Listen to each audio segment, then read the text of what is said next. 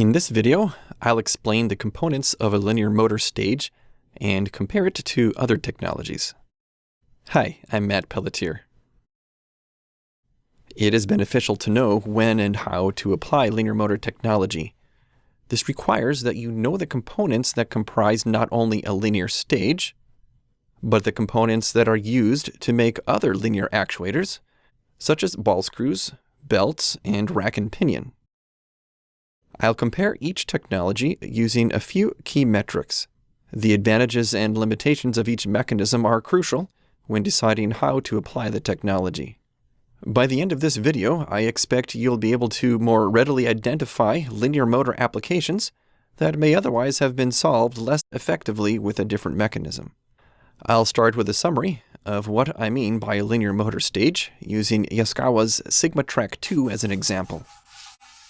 The distinguishing feature of a linear motor is that the load moves without any mechanical power conversion. The linear force generated by the motor coil is directly connected to the load. Let's examine the construction of the Sigma Trac II linear stage using this 3D model. In a linear motor, the motor coil propels itself along the magnet track. The motor coil is attached to the carriage, sometimes called a slide, and the load is bolted directly to the carriage. The carriage is held in place by linear bearings with rails secured to the base. The linear bearings are the only point of mechanical contact and frictional wear. This simple fact results in huge performance benefits for the Sigma Trac II linear stage, or any linear stage for that matter. There is a very small air gap between the motor coil and magnet track, and the position of the carriage is reported to the control system through a linear encoder. The encoder has two parts: the scale mounted to the base and the moving reed head. Other parts of a typical linear motor stage are the cable management system and end stops. Now let's consider a few competing mechanical technologies, starting with a typical ball screw. These also have a carriage that moves on linear bearings and rails, but the force to move it is transmitted through a nut from a rotating screw. This nut is typically comprised of a system of enclosed recirculating ball bearings, which minimize friction. The screw is, of course, driven by a rotary motor, and the encoder in the motor provides position feedback to the control system. The screw is held in place with bearings at each end and connects to the motor through a flexible coupling. The ball screw is the standard go-to actuator for a wide variety of applications. Similarly, a belt actuator also has a carriage with linear bearings moving on rails. This carriage is driven by direct connection to a timing belt riding on two pulleys. The pulleys are held in place with bearings and connect to the motor with a flexible coupling. The encoder on the motor provides position feedback to the control system. A rack and pinion system is typically comprised of a motor that drives a pinion, moving itself along a fixed rack like a train on a track. The motor is mounted to the carriage, driving the pinion through a gear reduction to move the entire assembly. Now let's look at how each of these technologies compare in metrics such as initial cost, speed and acceleration, and other factors listed in this table. I'll define each of these metrics and then discuss the strengths and weaknesses of each technology. Please bear in mind that this is not a strict and absolute evaluation, but represents general industry trends. Let's start with the bottom line, initial cost. As we'll see, the linear motor generally has the highest overall performance.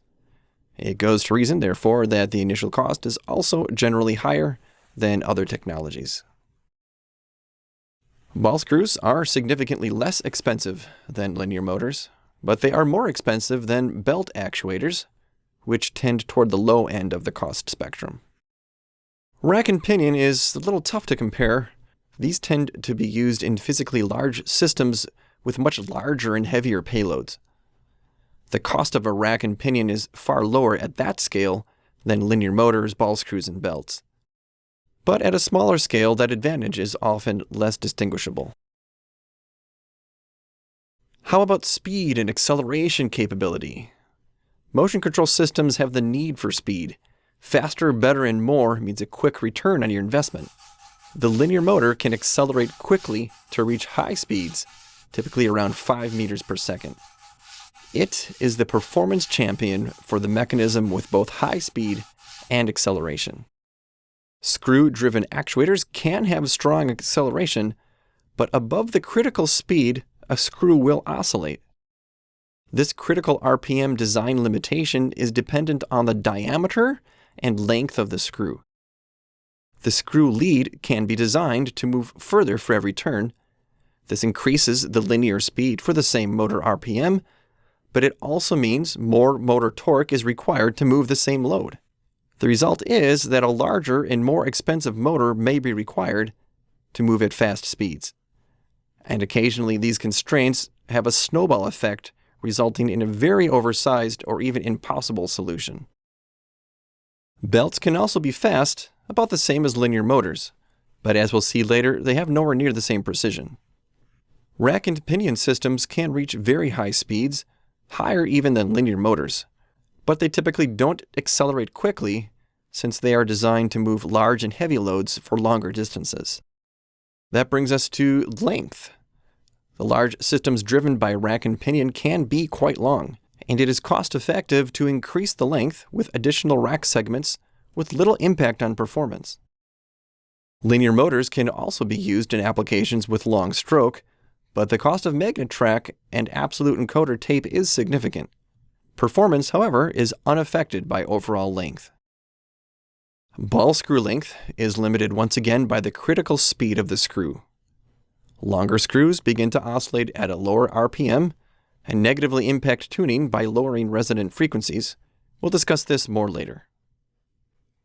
A larger screw diameter helps achieve usable speeds, but this means large motors are required to drive the longer screws, even with a small load, unless the speed is very slow.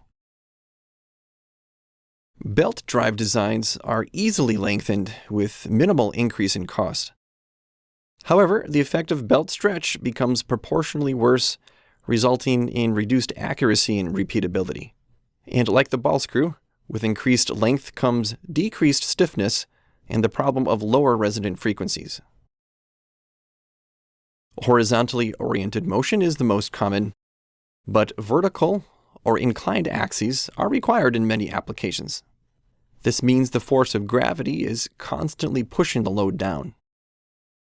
This force must be overcome by the motor while the axis moves or holds position. When the machine powers off, a braking system can prevent the vertical axis from falling. Rotary brakes are commonly found in servo motor designs to lock the motor shaft when powered down. This makes the ball screw or belt an excellent choice for vertical loads. A vertical rack and pinion also works well for the same reasons. Linear motors are a bit more complex with vertical loads. A counterbalance or linear holding brake should always be used. A linear holding brake may be mounted externally to brake against the rail. Machine rigidity or stiffness and its inverse, compliance, is important to understand. Every mechanically connected element has a level of rigidity, a spring constant. This rigidity, along with the mass of each element, defines the natural frequencies of oscillation for the system. If these frequencies are too low, the release of energy can cause a significant disturbance to the motor. This interferes with the control system algorithms that position the load. Belt drive systems generally have the lowest rigidity and therefore the lowest natural frequencies. The belt is like a spring and there are natural frequencies between the carriage and the pulleys. Another loss of rigidity occurs between the drive pulley and the motor coupling. As the motor begins to turn, first the coupling deflects according to the spring constant, then the belt deflects, before the load finally moves. The rigidity is further complicated since it depends on the position of the carriage and resulting length of belt in direction of the force exerted through the pulley. Ball screws have a much higher rigidity, but the same principles apply. The motor turns the coupling, which deflects, which turns the screw, which also deflects to some extent. Long, thin screws will have lower rigidity than short, wide ones. Rack and pinion is a little different. These maintain a constant and relatively high rigidity at the point of mechanical connection, regardless of the load position. But oscillations are likely to originate within the load itself if it is large and complex. But the most rigid of all these actuator technologies is the linear motor. There is no coupling or mechanical linkage to deflect. The load is connected directly to the motor through the carriage. If there are any frequencies of oscillation, they will come from the load itself and not from the mechanical system. So you see how rigidity and resonant frequency are related to load mass. This is summarized in a key performance metric called the load-to-motor inertia ratio. Servo systems are commonly sized for a load-to-motor inertia ratio less than 10:1 for acceptable control of the load by the motor through the flexible coupling. However, this ratio is of no importance in a linear stage because the motor is directly coupled to the load. Think of the load on the linear motor as nothing more than an extension of the motor itself. A linear motor has no coupling to reduce the rigidity of the system. Load mass, nevertheless, is important for linear motors as it limits the acceleration and deceleration rate according to Newton's law. It also affects bearing life. Low friction also means that nearly all the power to stop a moving load must be supplied by the electronic drive system, which can also limit the maximum load. The clear winner on moving heavy loads is the rack and pinion. These are often used on large gantry systems. Ball screws can also be sized to move very heavy loads, commonly applied in applications with moderate length and speed requirements. However, the inertia ratio and low resonant frequencies associated with heavy loads tend to limit the application. Belt mechanisms tend to have lower practical weight limits, as do linear motors. Acceleration and therefore top speed can be limited with heavy loads. Performance criteria and load mass are among the most important elements in mechanical system selection, so it is fundamental to understand these well. The performance of linear actuators can suffer from an effect called backlash. This is lost motion when the mechanism reverses. The ball screw has a level of backlash between the nut and screw. This can be reduced with preload, but preload causes the nut to wear out faster. For the belt system, backlash occurs between the teeth of the belt and pulley. The same can occur between the teeth of the rack and pinion. Manufacturers have developed ways to reduce the backlash in actuator technologies and electronically compensate for it in the control system. But there is always some level of backlash, and it tends to get worse as the mechanism wears. It means that the position of the load once again cannot be exactly determined by the position of the motor encoder, and it can also lead to tuning instability and noisy operation as the load effectively disconnects from the motor for a short time upon reversal. The linear motor is the only mechanism that can truly claim zero backlash. Position feedback is measured with a linear scale, with the reed head, carriage, and load bolted together as one piece.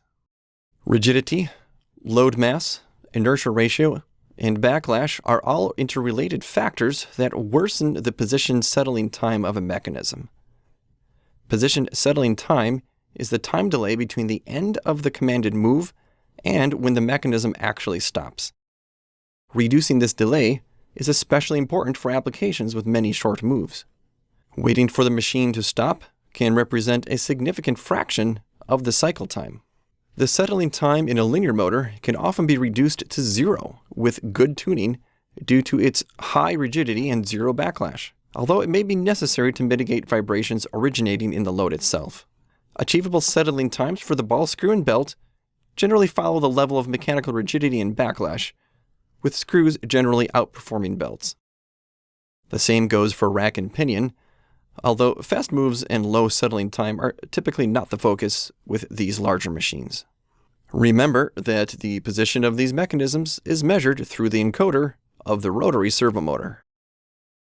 The encoder may indicate that the load has settled with a low settling time, but what that really means is that the encoder has stopped moving. The load may still be in motion and not yet settled or experiencing vibration and oscillation. Rigidity and backlash interferes with the measurement of settling time through the encoder of a rotary servo motor. However, in the linear motor, the encoder is fixed to the load itself, reporting the true settling time of the load. Backlash and rigidity also contribute to a mechanism's positioning accuracy and repeatability. Accuracy is a measure of the deviation from the ideal, in this case position. If the machine is commanded to move 4 millimeters, does it move exactly 4.00000 millimeters? Or if you were to measure it externally, did it only move 3.999? What's often more important is repeatability, also called precision. Because if the machine can move to 3.999 repeatedly when you command 4.0, then simply adjust the command until it does repeatably move to the required position. The control system measures position at the encoder. Rigidity and backlash add an element of uncertainty to those measurements. Additionally, the manufacturing process of a belt, ball screw, or rack and pinion will affect the accuracy and repeatability. Only the linear motor, by natural design, measures the load directly and moves it without the backlash and compliance problems that can plague mechanical actuators. You may have been thinking, why not compensate for the shortcomings of ball screws, belts, and rack and pinion mechanisms by adding a linear encoder? Yes, this is possible, and at Yaskawa we call it full closed loop. This allows the position loop of the rotary motor to be closed by linear encoder feedback. However, adding a linear encoder adds significant cost and complexity. The linear scale must be accurately placed. The reed head clearance to the linear scale must be accurately aligned. And now you'll have a cable track for cable management of this encoder on the carriage. Most servo amplifiers don't support a second encoder input without additional hardware cost. Servo tuning will also be affected and must be completed again. In short, if the performance of an existing system must be improved, then full closed loop is a viable option. But it is generally not a significant cost savings compared to using a linear motor in the first place. Adding full closed loop will improve repeatability and accuracy, but it does not do much to improve rigidity, settling time, and wear. So ask yourself the question, will a linear encoder on a belt, ball screw, or rack and pinion really save money in the long run? There's no avoiding it. All mechanisms wear. Let's take some time to understand what part of the mechanism wears and what happens to the system performance as a result. In the linear stage, only the linear bearings wear out, but until they utterly fail, that stage will position accurately, at least in the linear direction, while pitch and yaw and roll of the carriage may deteriorate over time. Some linear bearings require lubrication, but self-lubricating linear bearings are commonly available, such as those used by Sigma Trac II. The same applies to linear bearings on a ball screw, belt, or rack and pinion. But these mechanisms have other moving parts that wear out. The screw itself, the nut, the bearings on the screw, motor bearings, belts, rack and pinion, and gearboxes all wear out even with regular lubrication. From day one, the performance of these mechanical systems begins to decline. The backlash and stiffness get a little worse every day. Therefore, expect positioning time, accuracy, repeatability to continually degrade as time goes on. The linear motor bearings do eventually wear out, but quite gracefully by comparison. Different mechanisms are best suited for different industrial environments. Consider the magnetic field of the magnet track of a linear motor, which may attract particles. A bellows protection system will help keep particles out of the magnet track. While linear encoders don't require a clean room, they do their best in a reasonably clean environment free of excessive dust and oil. The linear scale can still work with some interference, but for very dirty environments, consider a custom linear motor with an inductive or magnetic linear encoder. The ball screw is used commonly in machine tool and other dirty environments, although the screw must be protected. Belts and rack and pinion also work well in many environments. Clean rooms are on the other side of the spectrum, where it is critical to reduce the number of microscopic particles emitted by the actuator. Linear motors can be easier to make clean room compatible. The many wear points of ball screws, belts, rack and pinion, or other mechanisms with mechanical power transmission are generally less desirable for clean room operation due to the number of particles ejected during operation. When selecting the right actuator for an application, consider the long-term cost and performance. There are applications with specific constraints which logically eliminate linear motors from consideration. Other applications have long been the strength of linear motors: long stroke or high speed, fast acceleration, precision and accuracy. But there's a middle ground where linear motors are often overlooked in favor of the traditional solutions like ball screws, belts, or rack and pinion. Solving these applications with linear motors can save money in the long run while providing exceptional and stable performance over the life of the machine. I hope this gives you a solid introduction or maybe review, and when you do consider a linear motor, please consider Yaskawa's Sigma Trac II and custom linear motor solutions.